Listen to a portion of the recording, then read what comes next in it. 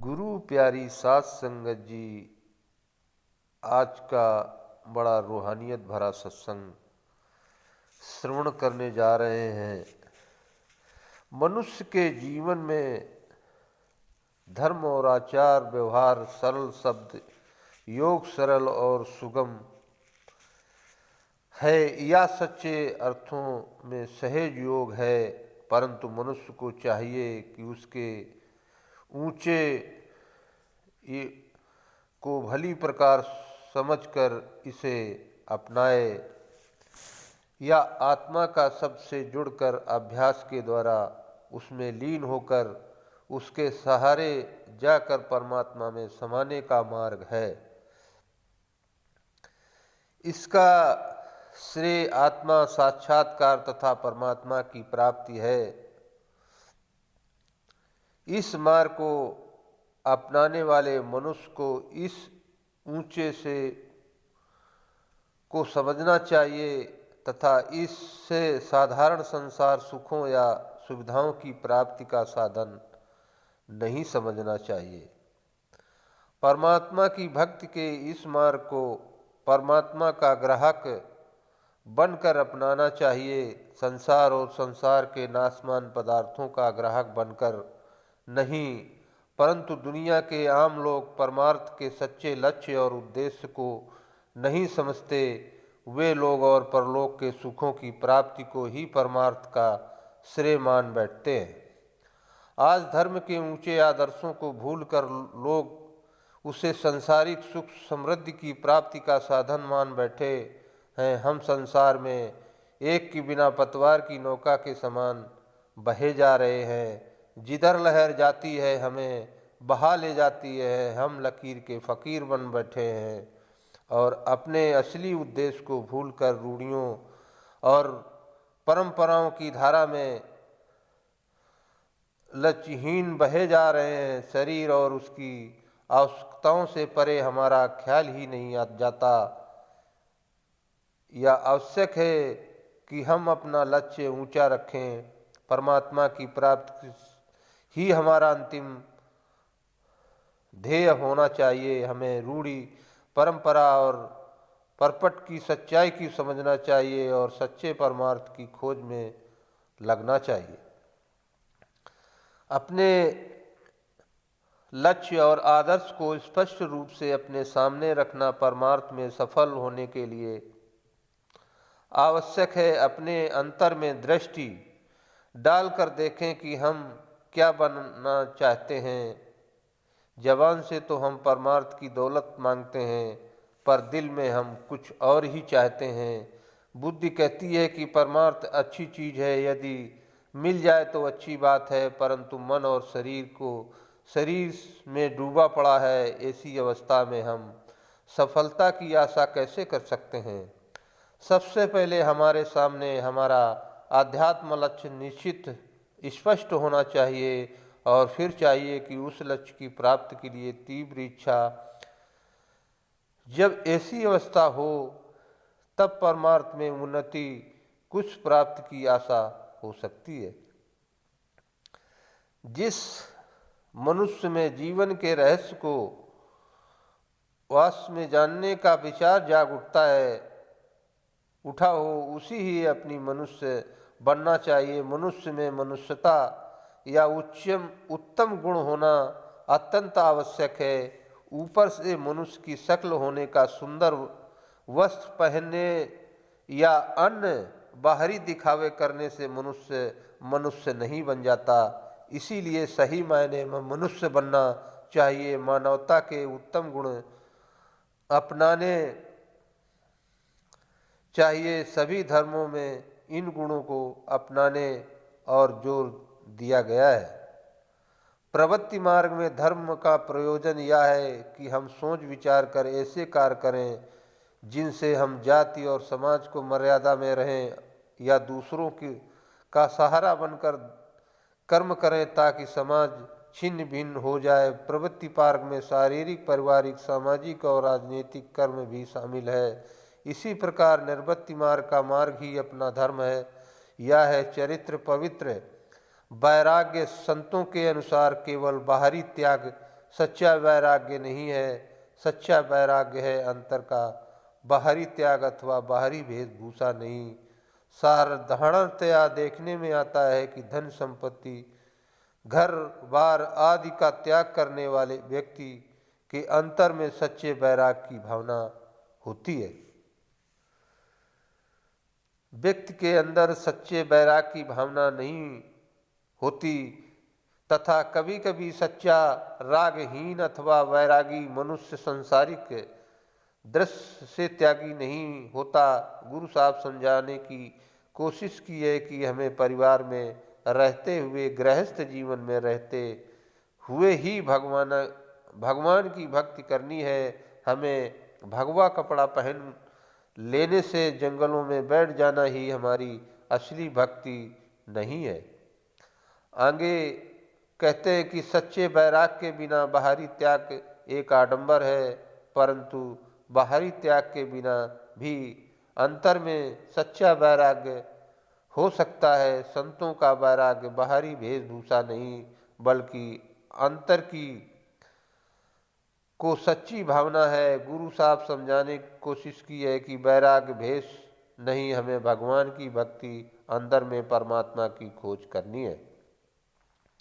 ऐसा वैराग्य संतों की संगति तथा नाम के अभ्यास के मनुष्य में धीरे धीरे अपने आप आने लगता है। जैसे जैसे अंतर में शब्द का स्वाद और आनंद आने लगता है, बाहर की सांसारिक स्वाद और रस अपने आप फीके मालूम होने लगते हैं।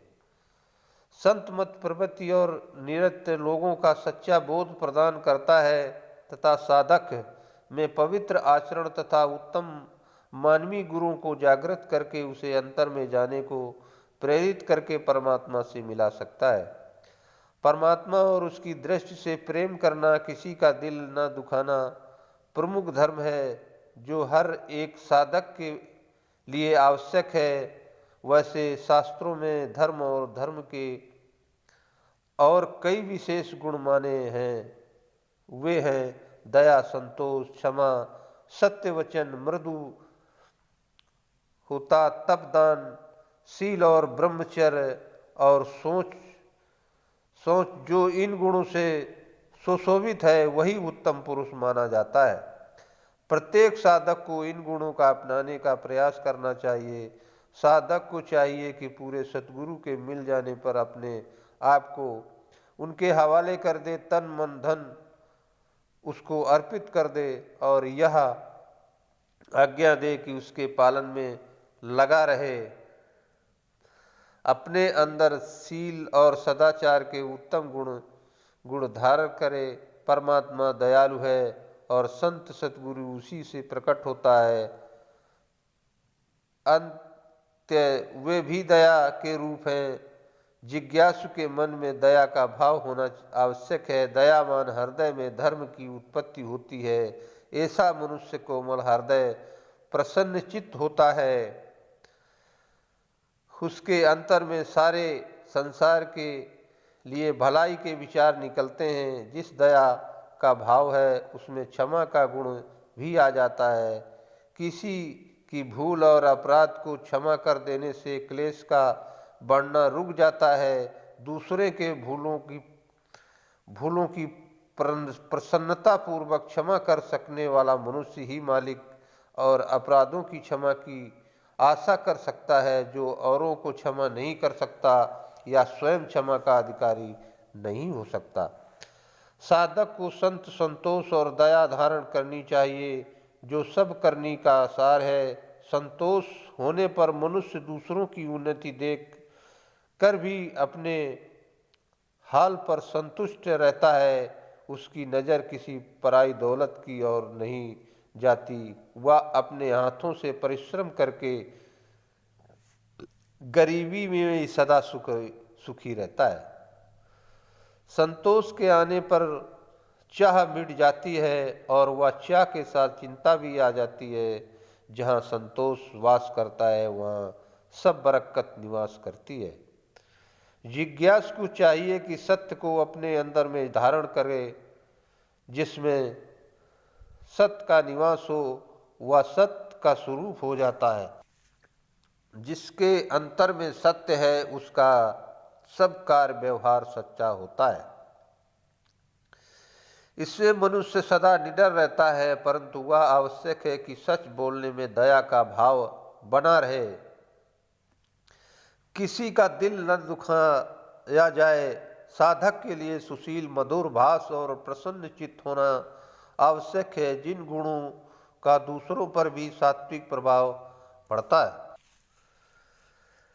सबके साथ प्रेम पूर्ण व्यवहार करना चाहिए या दोनों लोकों में सुखी रहने का गुर है। साधक को दयावान होने के साथ साथ दानी भी होना चाहिए। दान देने में मनुष्य का कुछ घटता नहीं, जब तक यह दे है। मनुष्य को चाहिए कि देता ही रहे और दूसरों का दुख हरता रहे और खेत को पहचान कर ही दान रूपी बीज बोना चाहिए। दान ऐसे जरूरतमंद, मोहताज और अनाथ को देना उचित है जो कुकर्म में प्रयत्न नहीं हो। साधक के लिए सोच या पवित्रता की भी आवश्यक है। शरीर, वस्त्र, घर आदि की सफाई तो होनी ही चाहिए, लेकिन सच्चा सोच, सच्ची पवित्र अंतर ही है। मन और इंद्रियों को वश में रखते हुए नाम से जुड़कर आंतरिक पवित्रता को धारण करना चाहिए।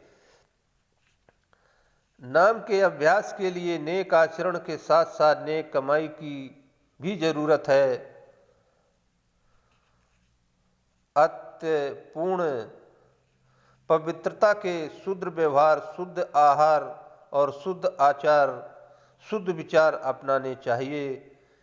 या सत्य, शील, संतोष, दया आदि गुण मनुष्य अंतर में समा जाने चाहिए। उसके स्वभाव के अंग ही बन जाने चाहिए।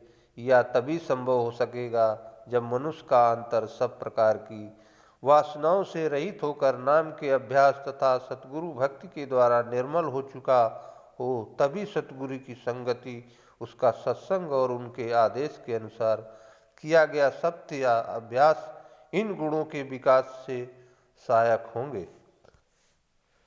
जब सतगुरु की भक्ति और उनके प्रेम को अंतर में बसाकर मनुष्य नाम का अभ्यास करेगा तो इन गुणों को ग्रहण करता हुआ या उन आध्यात्मिक ऊंचाइयों को प्राप्त कर लेगा जहाँ सच्चे आगामी, अभ्यासी और संत महात्मा पहुँचे हैं। जो हम लोगों को भी चाहिए कि परमपिता परमेश्वर की आराधना करें।